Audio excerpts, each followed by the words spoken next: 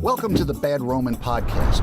On this show, we talk with veterans, community leaders, Christians and non-Christians as we explore the entanglement of Christians with the state.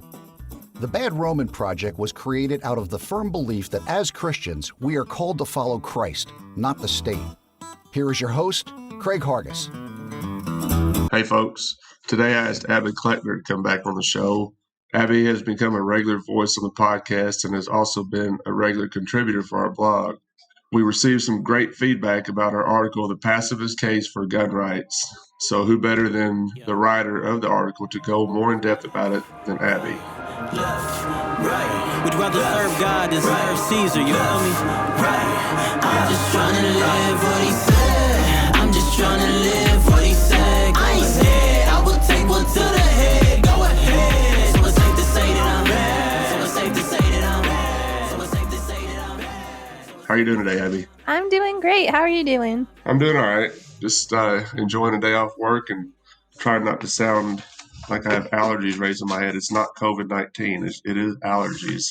So in your article, you talk about, we see this as pacifist. So when we see this question come up a lot, or we're accused of this a lot, that is one argument against pacifism that we're advocating for inaction. You mentioned in the article that this doesn't mean closing your eyes to evil and setting back, doing nothing while horrible things happen. Being a pacifist means very actively working towards peace. You want to expound on this a bit? Because I think it's important to understand that pacifists are not just sitting around on the couch, not paying attention to what's going on. When you explain that we are actively working towards peace, that's important because we are being active and we're not hurting people in the same way. Yeah, like I've heard people say, well, loving my neighbor means that I'll come to their defense as an argument against pacifism, which I agree with that. I would just say that self-defense doesn't have to mean violence. And if you're seeking to bring the kingdom of God, you can't do that by increasing the violence in the world. And so stopping someone from being violent through violent means is you kind of engaging in the same behavior. And so Jesus said, blessed are the peacemakers, not like the peacekeepers or the hiders, or like peacemaking is an active verb. You can't just, not cause drama and say that you're a peacemaker. Sometimes you have to cause drama to be a peacemaker. You just do it nonviolently. And so I think where I've had some success kind of bridging the gap between people who say that you need to use violence for self-defense, because people will say, oh, well, so if someone comes and tries to murder your family and you're just going to stand there and let it happen because you're not willing to use violence to defend them. And I would say I'm not willing to use violence, but that doesn't mean I stand there and do nothing. I think everyone would agree that the best case scenario in defending someone would be to do it in a way where nobody gets hurt, not even the perpetrator.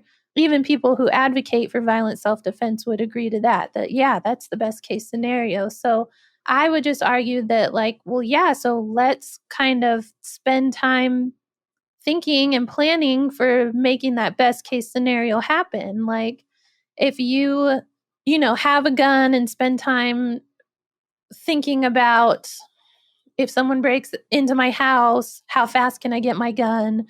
Make sure you are able to aim for like the right body parts for a kill shot or whatever. If you're spending time doing that, I just think if the best case scenario is that you don't have to shoot anyone, then how about you spend equal, if not more time practicing, well, how could I diffuse this situation without anyone getting hurt? What are ways that I can defend my family without hurting anyone? What are ways that I can recognize not only is it loving my neighbor to defend them, but it's the perpetrator of the violence is also your neighbor, and you have to be loving toward them too.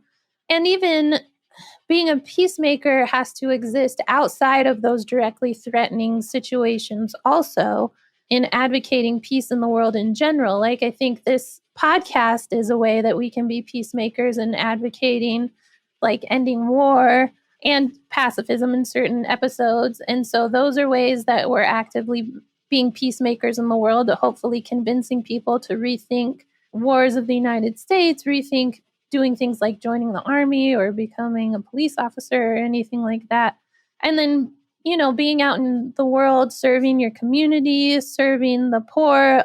It's sad, but people in poverty are more likely to commit crimes just because they're more likely to be in desperate situations. So if we can be out serving people so they don't find themselves in those desperate situations and bettering their lives, like helping out with kids and youth groups, helping to kind of guide them. Like there's a million ways you could be a peacemaker. And then I always think of the civil rights movement and how they were peacemakers by stirring up trouble. And that was a lot of the criticism that they got, that you're rocking the boat, you're stirring up trouble, because they would do those sit-ins and marches. And they did it all completely nonviolently.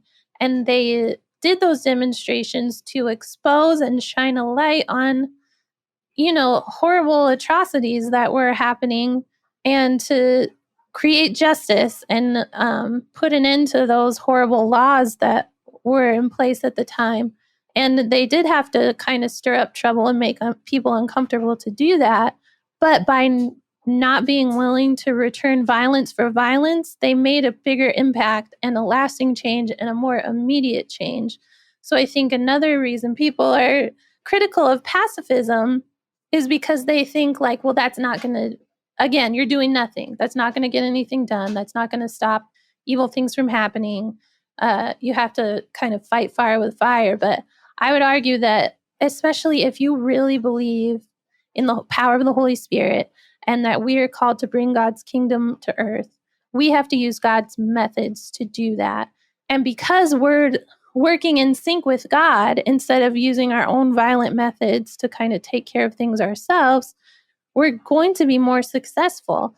People can say that the ends justify the means, but I would say that the means are what creates the ends that you actually want. Well, I love that you brought up the civil rights movement, because in your article you talk about, you bring up the letter that Martin Luther King Jr. wrote from jail in Birmingham, Alabama.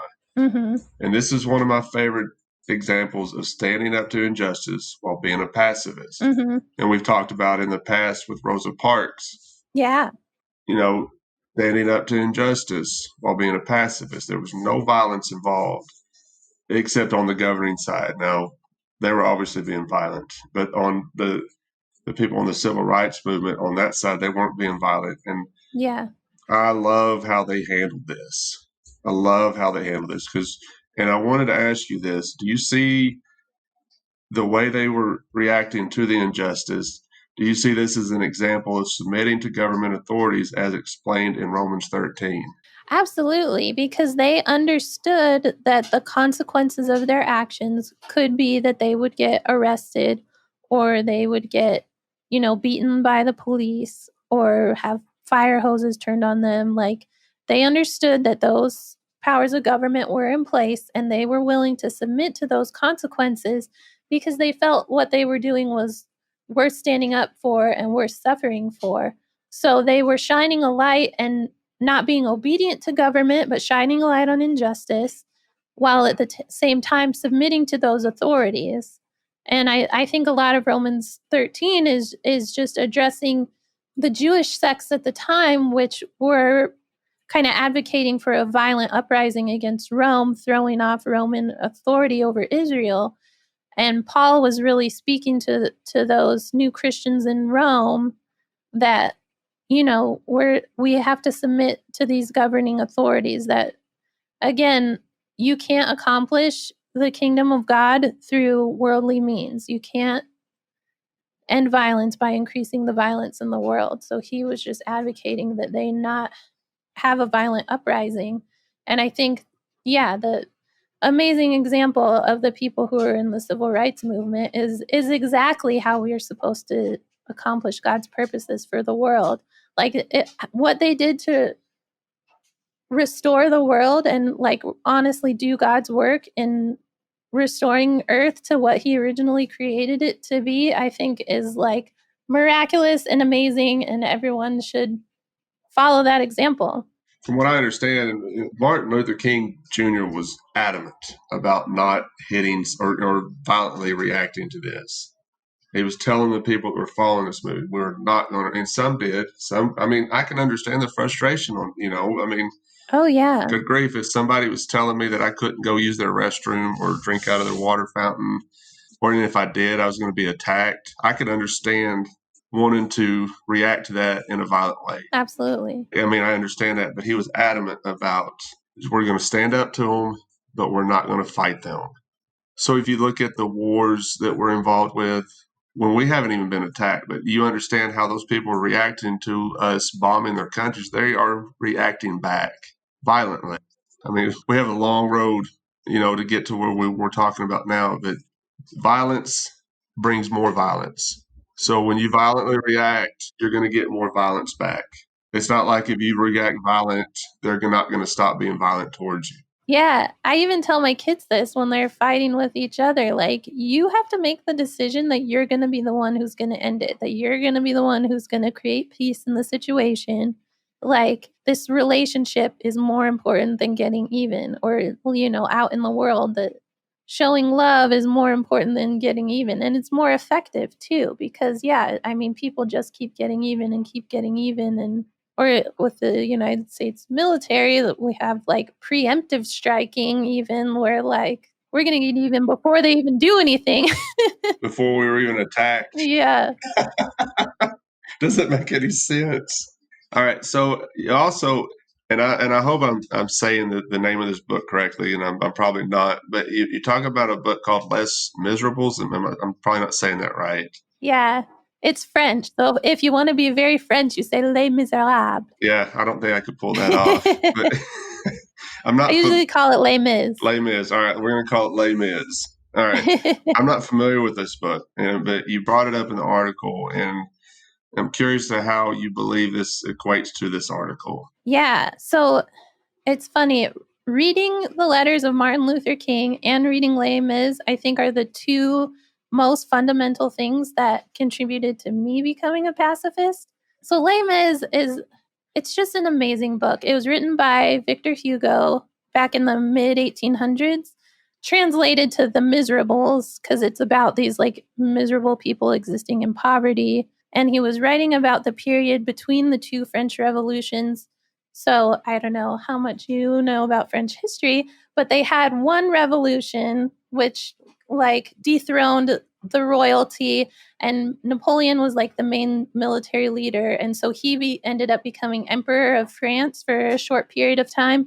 And then he ended up being a pretty totalitarian dictator, and through military conquest ended up taking over a whole bunch of Europe, but then started becoming defeated in more and more battles, and ended up being finally defeated at the Battle of Waterloo, and then getting exiled himself, and the French royalty returned and set up the monarchy again. So Les Mis takes place in that period where the monarchy had been reestablished and Napoleon had been exiled. So there had been so much political upheaval that there was just like a ton of poverty going around.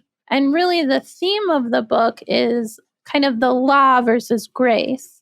So the example I give with the bishop in the beginning, which the story opens with Jean Valjean getting out of prison and meeting this bishop who shows him kindness for the first time in his life, and offers him up all of his possessions after he had already stolen from him.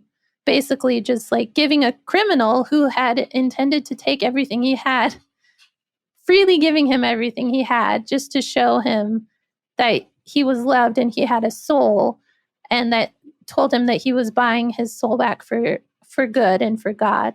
And that doesn't even change Jean Valjean right away, which is interesting, because I think a lot of times we can get caught up in like, well, I'll give to somebody, but if they don't turn around their life right away, then it wasn't worth it. And, some people may never turn their life around, but I still think it's always worth it. But he ends up like immediately after that stealing from a little boy. So you're kind of like, oh my gosh, well, this bishop did this like amazing act of generosity and it didn't even make a difference. But then after that, he kind of like is still thinking and figuring it all out. And it does turn his life around. And he does start living for God, but he has to also live as a fugitive his entire life. So the story of the bishop, I think, is one that really exemplifies pacifism and just having a way of being in the world, because he never like comes back to the bishop and is like, oh, thanks, I did turn my life around. Like, that's just how the bishop lived, regardless of what happened afterwards. That was just like his life policy. And it even goes into detail in the book that, the Catholic Church kind of sets the bishops up to be royalty, but all the money that he was given to live off of and have like a fancy house and fancy clothes, he just gives it all to the poor. So he lives in relative poverty. And there's these two other women who I guess are like nuns for all intents and purposes that live with him. And they all do their like ministry together. And he has a policy of never locking the door. He wants to always be available in case anyone needs help. But the women he lives with are uncomfortable with that. They still fear like dangerous criminals. So he's willing to, the section of the house that they live in, put a lock on that door so that they feel safe. But he is still always has his door open to anyone who may need him. And I thought like that really struck me as a great example too, because just like giving grace to people who are not at the same place you're at and not comfortable with the choices you may make, and kind of coming up with a compromise where like, okay, you guys don't feel comfortable with that. I'm going to make sure you stay safe while still having this open door policy. It goes a lot into detail about the bishop's life, and it's all just like amazing to read. But even more than that, like I'm such a huge advocate for this book. Like a couple movies have been made about it, which are not so great. And then also a like extremely famous musical, which is awesome. Like I've seen it, I think like 5 times and listened to the soundtrack all the time because I love it so much. It's so great. But I think reading the book makes the musical even more enjoyable because you understand like the background stories of everything that's going on. But the main villain in the story is a cop. So there's a lot of interesting themes. Like Victor Hugo is obviously not an anarchist. Like there's a whole section in the book where he's advocating for compulsory state-run education. So obviously he's not an anarchist. But there's a lot of interesting themes about, I guess, how rigid the justice system is and not having grace for people. Like basically, so Javert is the police inspector who is basically hunting Jean Valjean for his entire life. And he adheres to very rigid principles about like people are either good and follow all laws or they are bad and they break the law. And he sees people in those two categories. So you see examples of him just like not showing any mercy. And he follows Jean Valjean his whole life and ends up kind of having this epiphany where he realizes that Jean Valjean, even though he has been an escaped convict on the run for his entire life, is actually like a really good person, and that putting him in jail would be detrimental to the world. And so he has this kind of like crisis of everything that he's ever believed in. And then, spoiler alert, ends up killing himself over it because he just can't kind of hold the two contradictions in his mind, that somebody who had broken the law and been on the run for this amount of time could actually have been a good person, and that putting that person in jail was not a good thing when he had felt like he was doing God's work his entire life by putting criminals behind bars. So it's a really, really interesting story. I think there's like a ton of great themes. Like we're totally getting off of pacifism, but there's so much great stuff in that story. I recommend everyone read it. It's a really, really long book, but everyone should read it. Well, that's cool because when you talked about him noticing the contradiction between the law and how this person was acting, people are ready or are all about legislation to try to correct somebody's behavior, and that doesn't work, man. You noticed it time and again that just because you pass a law and you put somebody in a cage does not mean that you're going to correct their behavior. I don't know if it's ever worked. Right. Or even all the consequences of doing that. Like it destroys families. There's like in the Henry Hazlitt's book, Economics in One Lesson, everything is about seen and unseen consequences. And if you only focus on the seen consequences, there's a whole ton of stuff that you're missing, that you're not seeing all the damage that's being caused. Well, think about what we're witnessing right now. During this recording, we're still involved in this COVID-19 nonsense. Mm-hmm. Think about what we're seeing. There's a child watching his father or her father get arrested in a park for playing catch with each other. Right. How is that going to affect that child? Right. Or you have children going to church and they're watching their pastor being arrested. People in this congregation watching their pastor being arrested, or I don't guess he was arrested at church, but there was an arrest warrant for him holding a church service. Think about what we're seeing right now. Just like you said, the unseen consequences. If what's happening right now does not make more bad Romans, I don't know what will. Because if you can't look at how the government is reacting to people just living their lives, man. Right. Going to a park and playing catch with your child, and you're getting arrested for it. That is ridiculous. And this is America, and people talk about we're free. Now, come on. If you look at this, the thing about it is people are applauding it. And that's so upsetting to me. And that's the biggest frustration that I'm having with all this is the applause that is coming behind people being arrested for playing catch at a park. Yeah. I mean, this does not make any sense. Right, exactly. Or you hear about people ratting out their neighbors that they're not social distancing enough. It's really been eye-opening for me. I'm like, oh, okay. So I remember learning about the Holocaust in 5th grade and becoming borderline obsessed with it because I could not wrap my head around how it was possible that would happen. And so I was a super weird 11-year-old girl. And every time we would go to Blockbuster, I would be renting Hitler documentaries because I just wanted to understand how do you get from point A to point X? How do you get to the point where everyone's willing to just go along with the system?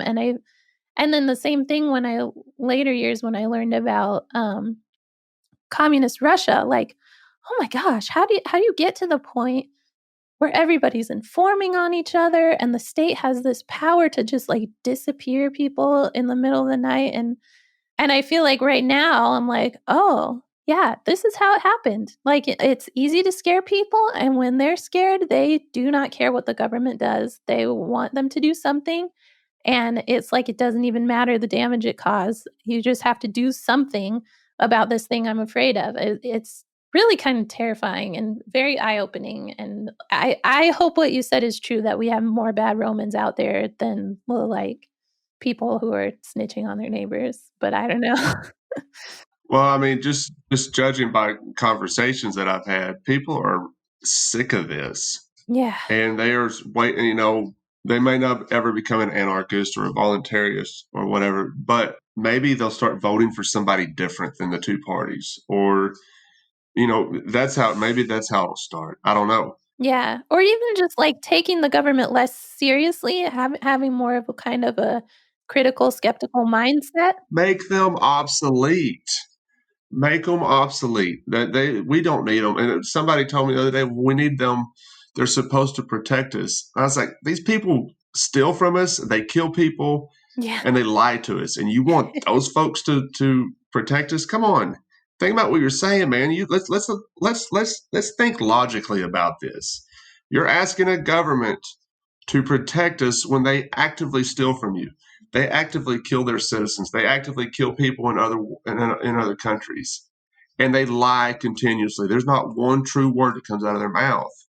I'm convinced that every time they open their mouth, it's a lie. I have no trust in them, and I never will. That's why we follow Christ. Mm-hmm. Christ is the king. Christ isn't going to lie to us. Christ isn't going to kill us. He's not going to steal from us. Let's follow that guy.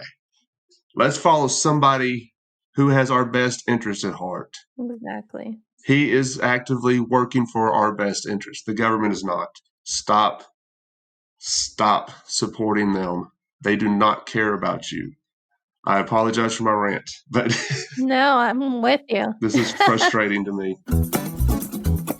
Hey folks, Craig here, and I'd like to let y'all know we are always looking for writers to contribute to our blog. I don't care if you have any experience or not.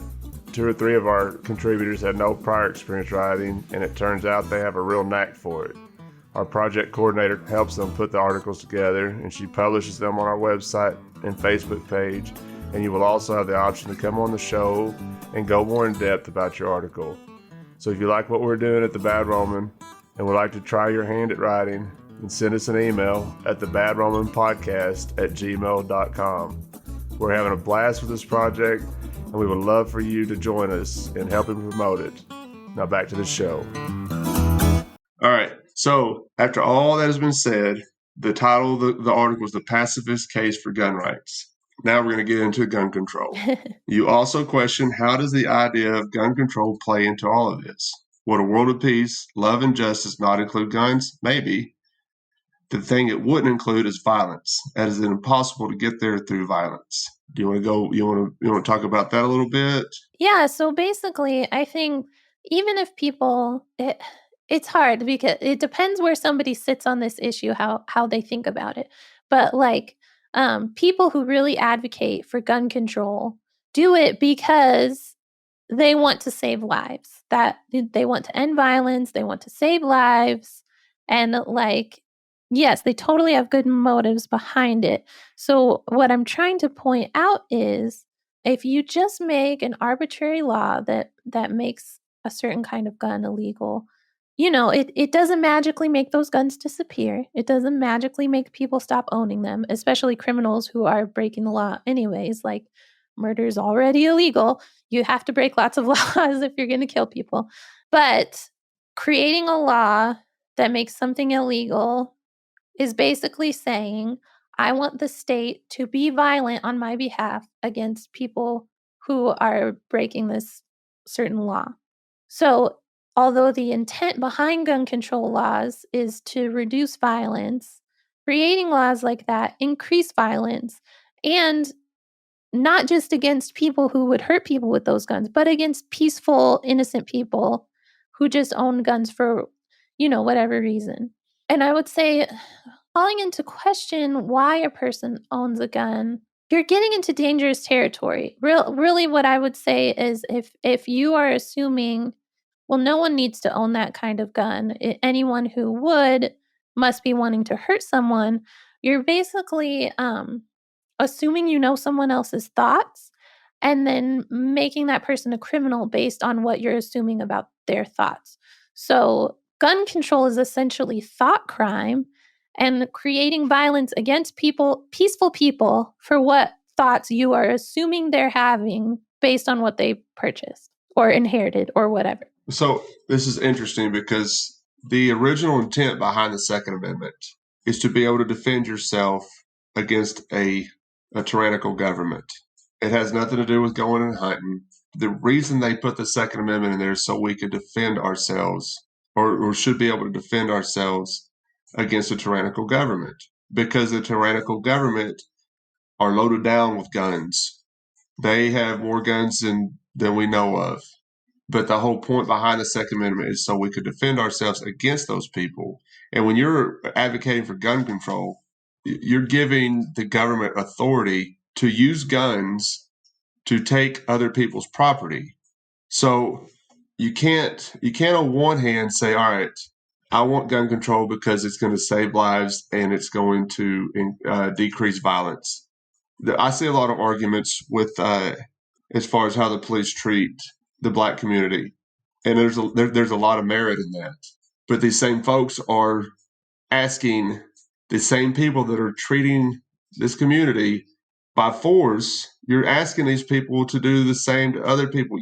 I don't understand how they can't see the hypocrisy in this. Right, exactly. Yeah, for all the weapons to be concentrated in the hands of people who you are upset because they're committing systematic racism and violence against a certain race or class of people, yet, advocating to concentrate all the weapons into their hands. And I would say, as far as the Second Amendment, again, I'm a pacifist.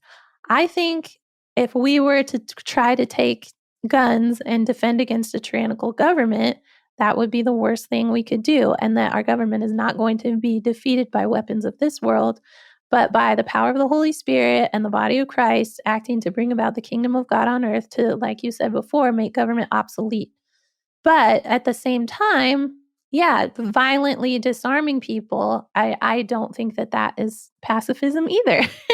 Well, I have to tell you this, and we talked about it a little bit before we started recording. This project started, and even along the lines of my understanding of anarchism and becoming a pacifist. The things I've learned from you on pacifism has changed my mind on a lot of things.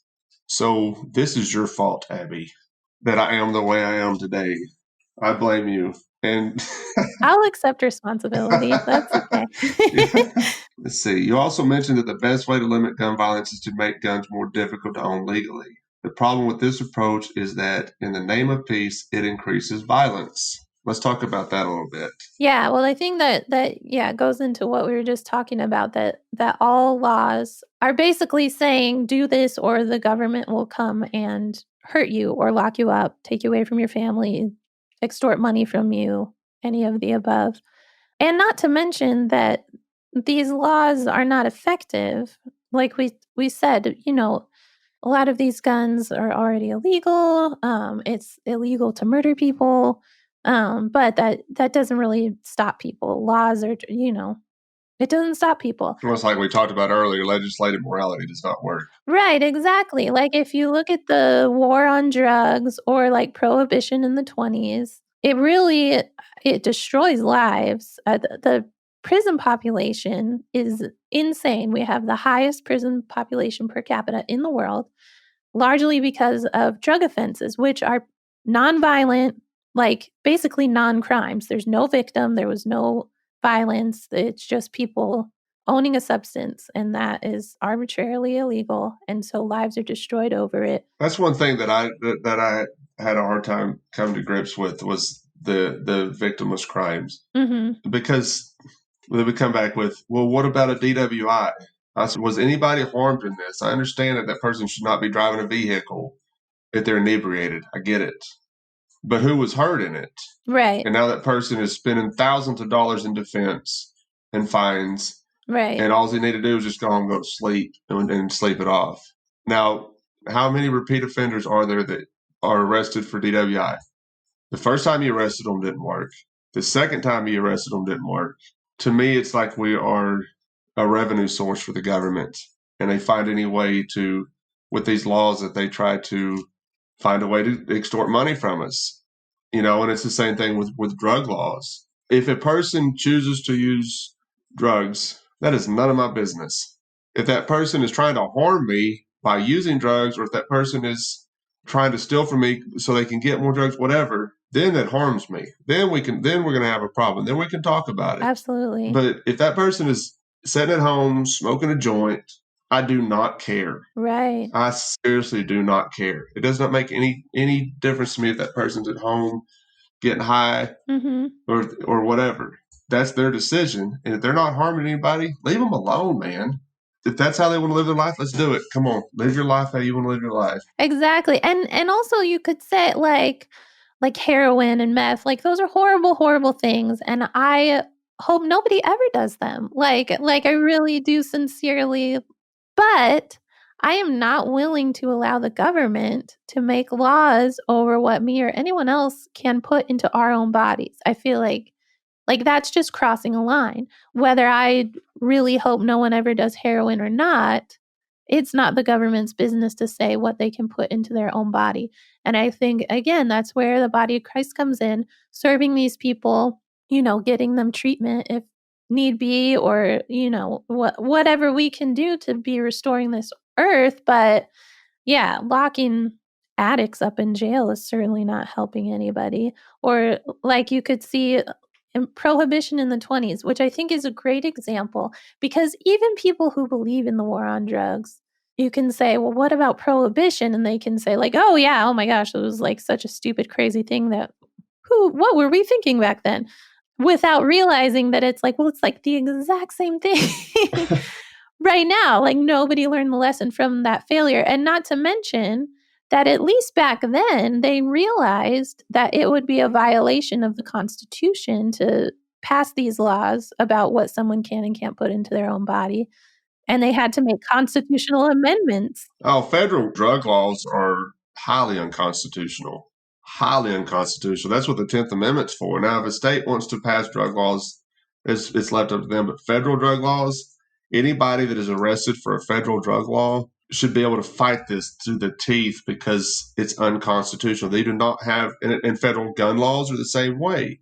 Federal gun laws are unconstitutional, but people don't know enough about it to fight it, or they just go right along with it. Mm-hmm. And it's funny that you brought up heroin. When I first got into libertarianism, I was like, whatever about weed, I don't care. But it was hard for me to understand why shouldn't we pass laws against heroin use? That's a horrible drug. Weed is a plant. Me too. I was like, isn't that like saying it's okay? Yeah. So you're just not going to pass laws to keep these people from taking heroin. They're going to take heroin regardless if there's a law. Right. And locking them up is not going to change their mind on it either. Right. And I think we've gotten ourselves into a really, I don't know what the word would be for it, dangerous, I don't know, but like a terrible situation where in our culture in America, now law and morality are seen as the same thing. And maybe it's like this in other places. I don't know. I'm not sure. But I can testify in our culture, law and morality are seen as the same thing. So it's kind of, rather than thinking through if something is actually moral or immoral, or if I actually have the right to do this or someone else has the right to do this, we forego that thought process for just letting the state to decide, well, is it legal? Then it's moral. Is it illegal? Then it's immoral, and we don't actually spend the time thinking about what the right thing to do is and how the right way to address problems is either. Right. And towards the end of your article, you talk about human rights or property rights. And we touched on it a little bit earlier. But if a person owns a gun, that's their property. They're peaceful people, whether they're just out shooting targets or even hunting. It's still their property. Human rights are property rights. I love that because it is so true that if it's my property, you do not have, if I'm not using anything with this property to harm anybody else, you do not have any right to come and take my property. Yeah, there's so much confusion these days on what is a human right. You have people saying that healthcare is a human right or affordable housing is a human right. And I don't think the definition of what is a human right is ever talked about or talked about enough, because people just can say, well, anything that I think people should have is a human right. Well, yeah, I think people should have those things too, but let's get back to a definition of what a human right is. So a right is something that you are born with, that by virtue of being a human being, you already have it. Nobody can give it to you. Nobody can take it away from you, but it can be violated. So things like healthcare, you're not born with healthcare. Like, other people have to give that to you. So that is not a right. Your only right is property rights, which starts with ownership of yourself. So my basic human right is that I own myself and nobody else has the right to hurt me or kill me. And then with my ownership of myself, I can work to earn money, or I could make things, I could grow things. So with virtue of property rights and me owning myself, those things that have been created out of my labor are my property that I own, that nobody else has the right to take from me or to destroy or to damage. So those are the only ways that you can violate human rights. Well, let me interject something, because with everything that's going on right now, and I've been asked why, if as a Christian and you're following Jesus, why are you so concerned with the liberty movement? Why are you so concerned with liberty? Listen, Jesus Christ created me with that liberty, so I take it personally. I mean, if He created me with the freedom as to live my life and to follow Him, and somebody's trying to getting away with me living my life, I take it very seriously. Individually, me, myself, he created me with this freedom. So I'm very serious about the liberty movement because this is what Jesus gave me. This is what Jesus created me with. And what is that verse in Galatians about? It's your favorite verse. It's for freedom that Christ set you free. Therefore, do not be burdened again by the yoke of slavery. Boom. Mic drop. And then there it is right there. He created us with this freedom, with this liberty. Now, we should take it seriously then. Absolutely. And for the sake of other people too. Like, I want everyone to realize that God created you with ownership of yourself and property rights. And for a government to come and violate those, no matter what the reason, it's a big deal. It's a really big deal. Exactly. You have to get back to square one. Like, people kind of think of laws in this kind of minute kind of way where, like, yeah, raw milk, some people could possibly get sick off of that. So yeah, let's make it illegal. That sounds like a good idea. But it's like, okay, you have to realize the bigger picture of that. You own yourself. You own the product of your labor. What you decide to put into your own body, what you create, nobody has the right to hurt you, to hurt your stuff. And that's kind of the foundation of everything. And it's not, like you said, God created us that way. So that is essential to establishing his kingdom on earth, is respecting other people and realizing that we have to let others make choices for their own best interest. And nobody has the right to make decisions over your body except for you. And in turn, like, we're asked to, like, lay ourselves down, like Jesus did, that our lives should be a living sacrifice. And I can't do that if I don't own myself. Just like people want higher taxes, or especially taxes on billionaires, to go toward healthcare, things for the poor. First of all, they don't go to those things. Like, most of our taxes go to war, no matter how great you think taxes are and all the people they help. That's not really what they're doing. I tried to explain that to somebody one day. Well, if we're not taxed, then nobody's going to be helped. I said, they're not using that money to help anybody. Think about it. I mean, you could go like unemployment checks or welfare, whatever. They're not. That money is being used to kill other people. They're not taxing us to help other people. Right.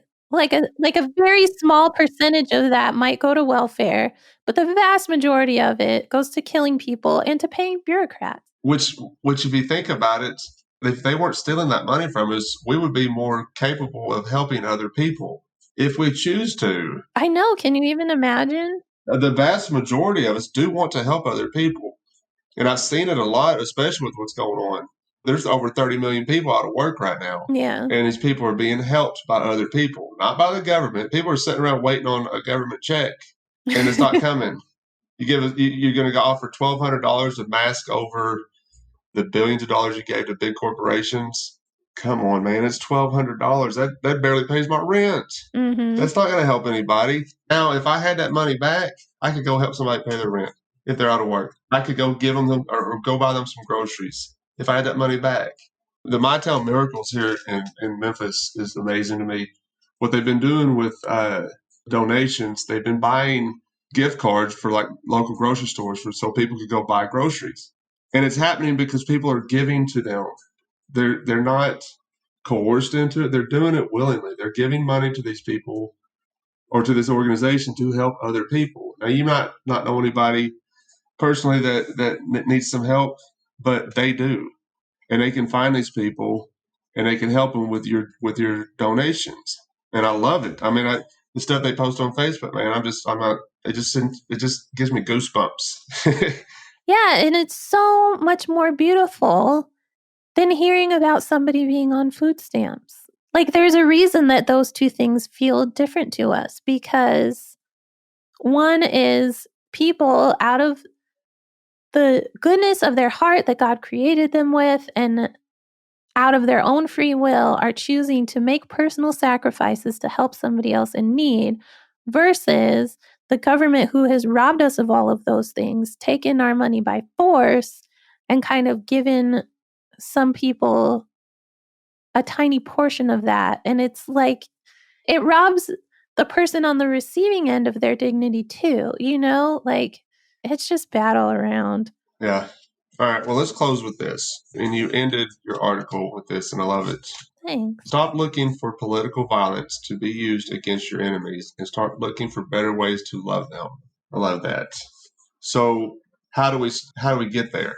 I mean, so the first part of the sentence is stop trying to use political violence against your enemies. And I think that is the major thing. The first major hurdle that most people need to get over is, if there's a problem, look for a way to solve it that doesn't ask for the government to use violence. Because anything you're saying, there should be a law, the police should be involved, any thought you might think like that, you are asking for violence to be committed against your neighbor. So the first step is to let go of that. Stop thinking problems can be solved through the government fixing it for you, through there being a law, through the police showing up and stopping people.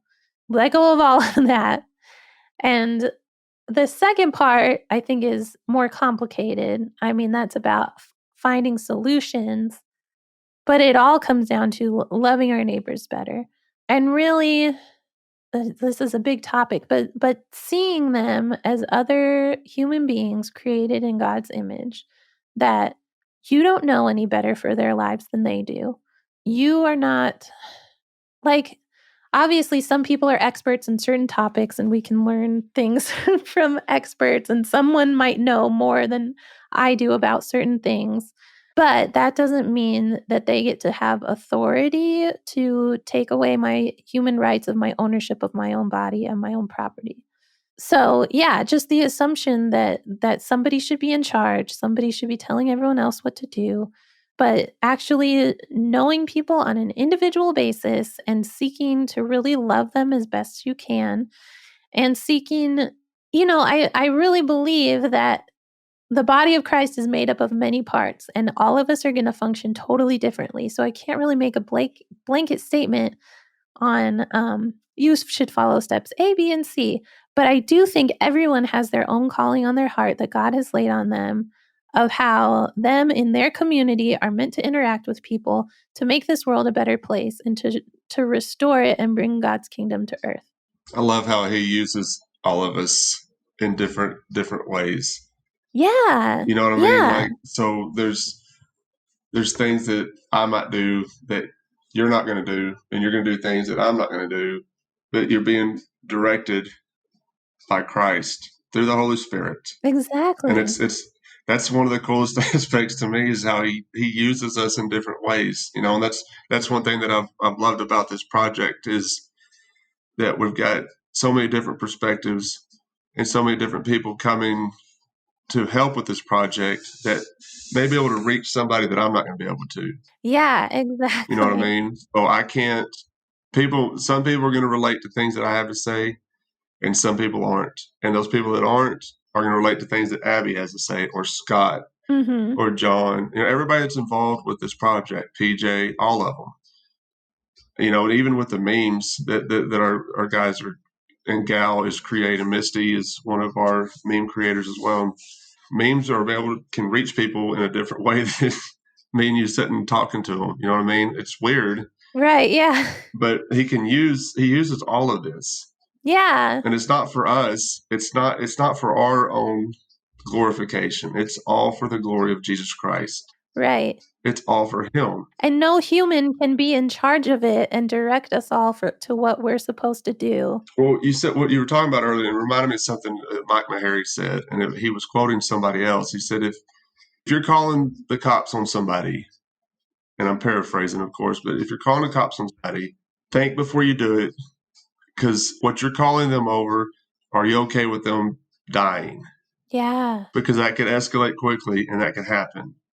And it happens. It happens. There was a lady, and I want to say Fort Worth, Texas. Maybe it was Dallas. I don't remember. But somebody called the cops for a welfare check on this person because they haven't seen him. She was asleep on the couch. She'd been playing video games with her nephew. and she got woke up by them coming through her yard. They were in their backyard, and they shot her through the window and killed her. She wasn't doing anything. She was asleep. If what you're calling a person or calling the cops on a person for, if you're not willing for them to die over that specific incident, don't call the cops. And that was the whole point of what he was saying, or that he was quoting somebody else saying, but it's true. Yeah, like if you really pay attention to it, which is like super depressing if you decide to, but yeah, there's stories every single day of cops shooting innocent, unarmed people, or even, choking them out, them dying from being tased, all kinds of stuff. Like cops kill people all the time. He got choked out for selling cigarettes. Right, exactly. And he was telling them, I can't breathe. I can't breathe. He was telling them, I can't breathe. And he died. I mean, oh man. Horrible, horrible tragedies. So yeah, I mean, really, I feel like, there's certain instances where, like, if your house gets robbed, you have to call the police for the insurance company to do anything, which is unfortunate. But personally, I'm not calling the cops ever. Like, I don't care. I'm not willing to do that, and I don't believe in that whole system, and I'm not going to use it. I feel like maybe we ended this on a sad note. I don't want to, and I apologize for everybody listening, but I mean, it was important to talk about. I know we did. Abby, man, I am so thankful for your work on this project and the work you put into writing articles. We're getting a lot of great feedback from the stuff you're putting out there, and everybody involved with this project has been so awesome. Like, there's no way I could do this on my own. There's no way. And I'm so thankful for y'all's willing. Well, I'm so thankful you created it. And I'm so, like, the community that we've kind of created in the Bad Roman Project is just super awesome. Like, I couldn't be more happy to be a part of it. I am very thankful for each and every one of y'all. I mean, y'all have no idea how much I love and adore every one of y'all. And this has been a lot of fun. So when y'all get a chance, go check out Abby's article. Go to her blog. She's got some other stuff on there as well, and read her stuff. She's pretty talented, folks, and I'm extremely thankful. Thank you, Abby, for coming on the show. Thanks, Craig. Thanks for joining us this week on the Bad Roman Podcast. Be sure to subscribe to the show wherever you find your podcasts to never miss an episode. And while you're at it, if you like what you heard, we'd appreciate a rating on iTunes. Or if you'd simply tell a friend about the show, it really helps people find us. 100% of donations are given to local charities in Memphis, Tennessee. To learn more about the Bad Roman Project and to find show notes, please visit thebadroman.com.